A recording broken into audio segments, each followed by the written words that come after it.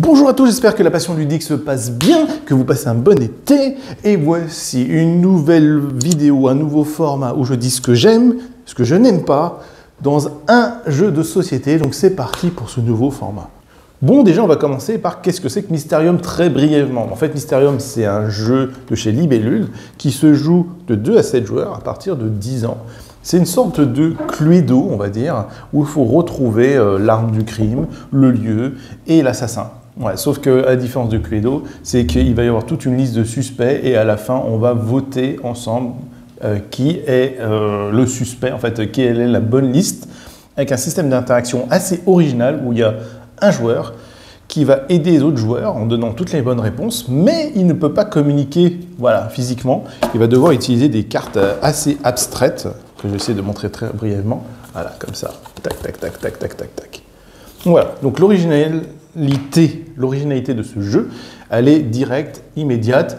C'est un jeu de Cluedo, voilà, amélioré largement. Donc je fais un raccourci assez simple, et c'est pour, s'il y a des personnes qui ne connaissent pas du tout le jeu, de se refaire une idée. Donc j'imagine que tous les aficionados connaissent Mysterium, parce que c'est un jeu qui tourne depuis quand même pas mal d'années. Petite parenthèse, Mysterium, je suis un peu moins objectif, parce que forcément, on a fait une vidéo, un court-métrage pour Mysterium, avec l'aval de Libellule, hein, d'ailleurs, où en fait, on fait un court-métrage sur le jeu de société, qui dure quand même une trentaine de minutes, donc c'est plus qu'un court-métrage, hein. C'est un moyen métrage d'ailleurs, avec un petit budget très limité, mais voilà, on avait pris un château, on s'est un peu éclaté, avec un scénario un peu tordu. Voilà, on a essayé de mettre en scène un petit peu, et voilà, je profite pour dire que forcément j'aime bien. Et en plus, on a tourné une fois pour France 3 un reportage télé, où on a mis Mysterium comme fil rouge de ce reportage qui parlait des jeux de société et des jeux en général, où il y a quelqu'un qui avait Mysterium en main, et puis ça s'entrecoupait comme une sorte d'histoire dans le reportage. Donc voilà, Mysterium, ouais, c'est un jeu auquel j'affectionne beaucoup, j'ai beaucoup d'éléments, et que j'attendais énormément. Voilà, j'en profite pour faire une petite parenthèse, un peu introductive, disons qu'il y a même une autre sortie, Mysterium Park, et il y a déjà eu deux extensions qui sont sorties depuis. D'ailleurs, on se demande quand est-ce qu'il y aura d'autres extensions. Donc, Mysterium, pour moi, qu'est-ce que c'est? Déjà, c'est une sorte de Dixit où on s'est dit, tiens, on va y mettre un jeu autour. Donc, le côté Dixit, c'est que c'était un carton absolu. Déjà, Dixit, hein, ça reste toujours un gros incontournable qu'on voit maintenant tellement partout qu'on pourrait dire que c'est un classique. Donc, à travers ces cartes abstraites, on va communiquer, on va chercher à communiquer. Donc, déjà, toute l'originalité du jeu est là. Donc, ça, c'est dans les points de ce que j'aime. C'est-à-dire qu'il y a une mécanique originale. On va avoir un matériel que je vais présenter un petit peu après qui est assez excellent. On va avoir, voilà, tout de suite une ambiance qui nous plonge direct. Voilà, on est ces voyants qui vont arriver donc au manoir. On va essayer de résoudre une histoire glauque et sordide où on va essayer de communiquer avec un fantôme pour avoir les informations. Donc voilà, toute l'ambiance est posée, tout l'univers est là. On ressent chaque détail et là. On a en plus pour l'ambiance un paravent qui est très grand et très généreux d'ailleurs, où on va mettre en fait les cartes derrière. Donc ça va être les différents types de suspects qu'on va pouvoir faire deviner aux joueurs. Donc chaque joueur va être représenté par une couleur. Donc voilà, tout le matériel est là, l'ambiance est là, il y a un système aussi de corbeaux qu'on va pouvoir utiliser. On a même une piste 2D, là, désolé que j'ai démonté, mais vous verrez pourquoi après, où en fait on va pouvoir voter, parce qu'il y a un système de vote aussi pour gagner des points, pour avoir des indices à la fin de partie. Donc voilà, on va dire que Mysterium, c'est un jeu qui est original, qui n'est pas difficile en termes de règles, qui est assez facile à prendre en main, et qui amène un renouveau dans le genre des jeux d'enquête, en n'étant pas un jeu d'enquête, en n'étant pas non plus un jeu d'ambiance, mais un jeu entre les deux. Un petit peu ce qu'a fait Dixit. Donc on pense que, enfin moi j'ai l'impression que c'est un peu la continuité de Dixit. On s'est dit voilà, on a un système de jeu, on va tourner autour. Bon, ce qui est le cas, parce que Libellule a tendance à quand même tourner autour de ses côtés abstraits, hein, que ce soit One Key et d'autres de jeux. Voilà, il a tendance quand même à jouer avec ces cartes abstraites, hein. Il y en a un autre là, vous me redirez en commentaire, mais je ne veux pas venir. Un jeu d'enquête, Shadow quelque chose, je ne sais plus pourquoi, je l'ai oublié. Donc bref, Donc Mysterium, c'est génial. Et je remets ça comme une sorte d'insert pour expliquer pourquoi Mysterium Park, c'est génial aussi. Donc voilà, ça c'est ce que j'aime. Grosso modo, je n'ai pas besoin de défendre trop le jeu. Je trouve que déjà, rien qu'en termes de matériel, de variété, de format, de cartes, etc., c'est très très bien. Voilà, donc Mysterium. En plus, vous verrez, on va montrer l'intérieur de la boîte.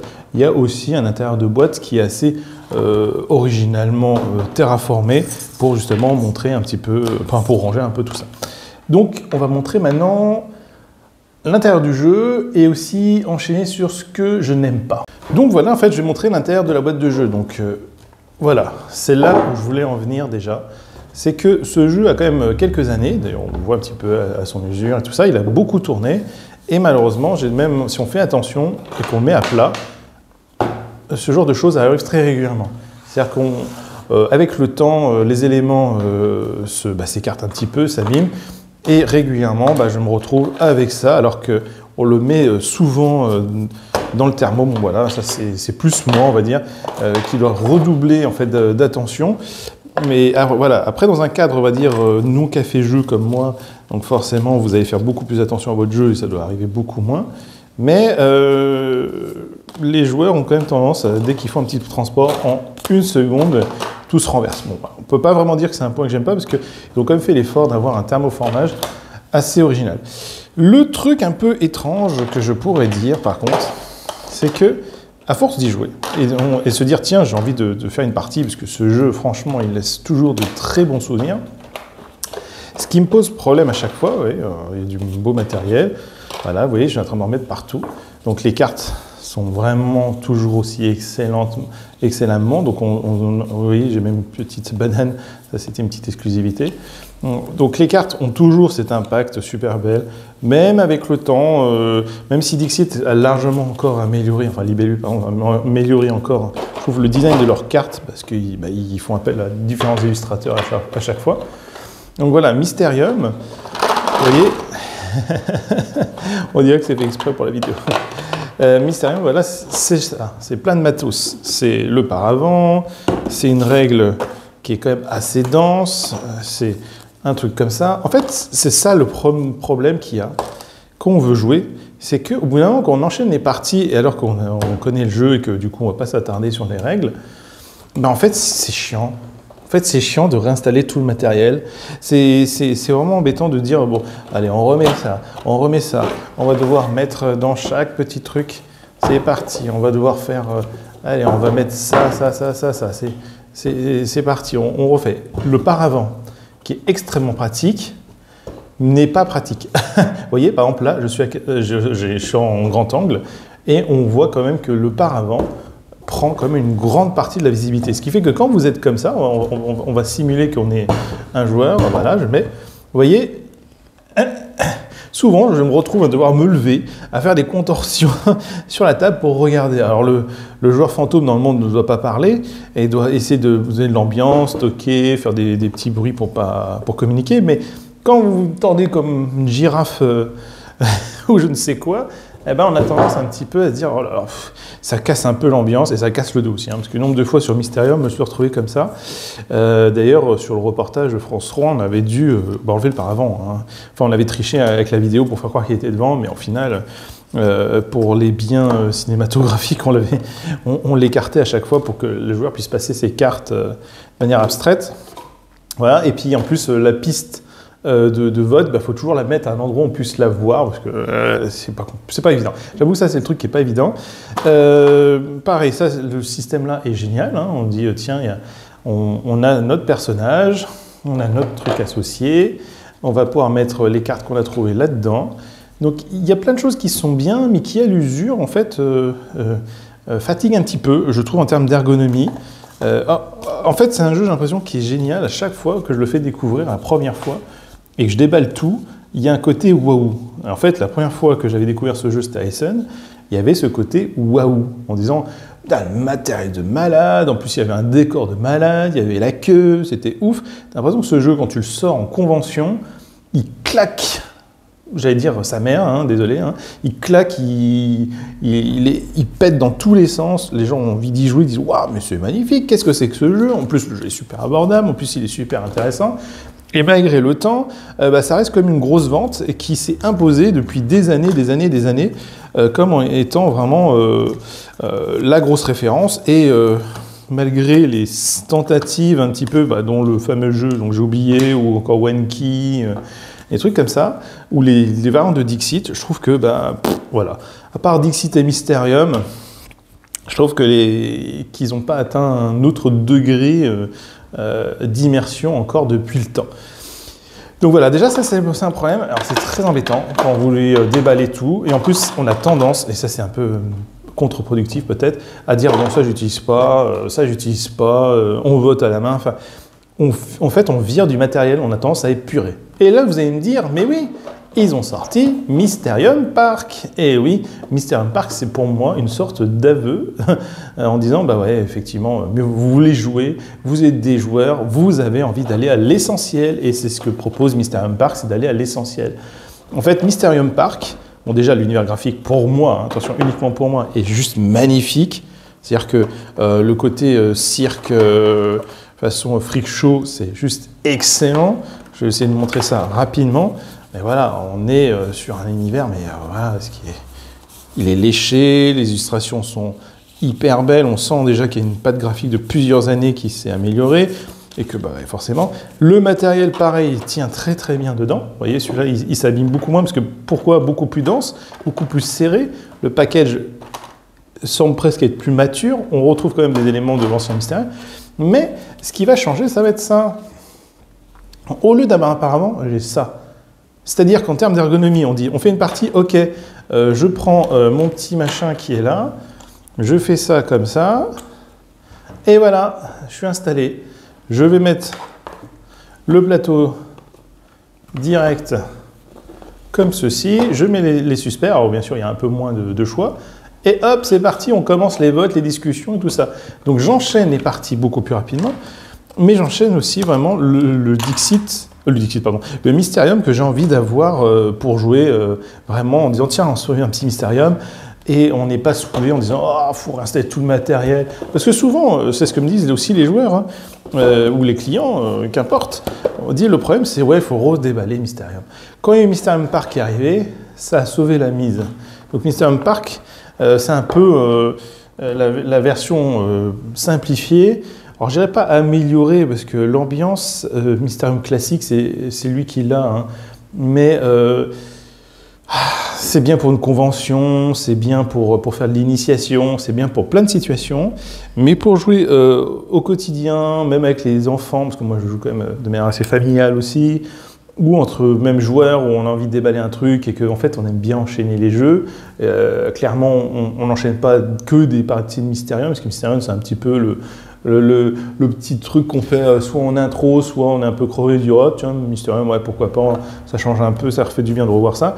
Voilà, c'est pour moi pas, c'est trop, c'est voilà, c'est un peu le problème, et le fait que franchement avec le temps, c'est tout se barre un peu en couille. Alors bien évidemment, il y en a qui créent leurs propres inserts. J'avais normalement carrément aussi oh purée, vous voyez, rien que tout ranger, ça m'énerve. Voilà, bon, il y a en fait une forme pour moi, je trouve, à l'heure actuelle, une forme d'inachevé, parce qu'en fait, je pense que le matériel a été conçu pour claquer, mais que dans le temps, ça manque un petit peu d'ergonomie, de retrouver. Alors pourtant, il y a beaucoup de choses qui ont été pensées, beaucoup de choses qui sont faites de manière intelligente, mais on sent quand même que c'est un développement qui peut se faire qu'avec le temps. C'est-à-dire que, grosso modo, cette version-là, c'était très bien au moment où c'est sorti, et que maintenant, ça mériterait simplement d'être refait. Alors bien évidemment, le problème du refait, c'est que quand on passe par cette phase-là, on passe par une phase de râlage, parce que du coup, il y a des joueurs qui ont déjà le jeu, puis ils revoient un autre jeu qui est refait, du coup, ils ont un peu l'impression que c'est une incitation à refaire, à racheter le jeu, surtout qu'il y a quand même, j'ai dit tout à l'heure, 2 extensions qui sont sorties, des extensions qui ne sont pas forcément indispensables, d'ailleurs. Hein. Il y en a une que j'aime beaucoup, enfin je la vends comme telle en tout cas, en disant qu'on remplace un des 3 éléments que j'avais cités tout à l'heure par un alibi, ce qui est bien, ça renouvelle un petit peu le genre. Et voilà, donc ça c'est pas trop mal, mais bon, grosso modo, les extensions, voilà, on les achète vraiment si on a envie ou si on est vraiment un accro de chez accro. Mais on a quand même tendance à dire que c'est pas forcément obligatoire. Et que mais ça apporte quand même un petit renouveau. Donc c'est le renouveau, en fait, un nouveau souffle, c'est bien, mais je trouve que Mysterium, il suffit juste de se le remettre un petit peu en pause, et c'est pas mal. On va enchaîner sur ceci, qui pour le coup, en tant que café-jeu, ben, je l'ai potassé un paquet de fois, je pense qu'il va bientôt se déchirer, malheureusement, il faut que je trouve un moyen de le protéger. Donc pareil, on a une bonne ambiance, mais pareil, avec le temps, ben, quand on est là, on veut chercher une information, et bah, du coup, on veut que ça aille vite, on veut, bon ça c'est pas mal, hein, de dire tac, ça on prend, c'est un truc que je prends souvent. Voilà, mais il y a une sorte de densité, et ça par contre on n'y peut rien. Les règles du jeu, je trouve que c'est le travail le plus complexe du monde. Pourquoi? Parce que limite il en faudrait plein. Il faudrait la règle simplifiée qui explique en quelques mots l'univers, le but du jeu, et les interactions les plus basiques pour bien se mettre en jambes, limite une sorte de partie test qu'on fait derrière. Après, derrière, il faudrait le pavé qui donne tous les détails, ainsi que un résumé aide de jeu qui soit très rigide, très résistant, parce que ce sera celui qu'on va potasser tout le temps, qui va donner les points clés, c'est-à-dire en gros, je sais pas, le nombre de corbeaux, le nombre par rapport au nombre de joueurs, le nombre de cartes, 2-3 infos en fait qui sont essentielles pour la mise en jeu. Voilà, donc ça c'est un travail je trouve de titan, c'est le plus gros, donc ça je critique sans critiquer, voilà. Donc c'est ça que je le mets quand même dans une sorte d'entre-deux, entre j'aime et j'aime pas, sachant que bah, Mysterium ça fait quand même depuis sa sortie que je l'ai.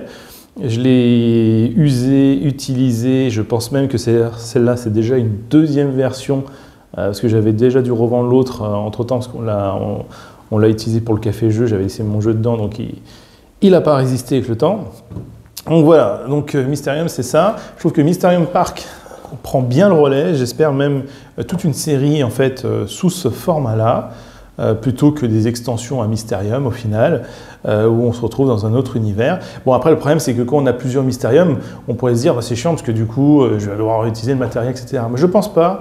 Moi je pense qu'on peut, en tant que fanatique collectionneur comme beaucoup d'entre vous, j'aime bien avoir comme une sorte de bibliothèque, hein, ludothèque, j'ai l'impression que je réinvente le truc, disant tiens je veux jouer à cette version de Mysterium Park, il y aura peut-être Mysterium Trucmuche, tac, je veux cette version clé en main, je l'emmène, et en plus, ben, un autre argument, Mysterium a dépassé les 40 €, celui-là est quasiment moitié prix, donc je trouve qu'en termes d'argumentaire, surtout de nos jours où il y a les prix qui augmentent et que le matériel coûte de plus en plus cher avec les différents événements actuels, donc voilà, je trouve que c'est encore plus responsable.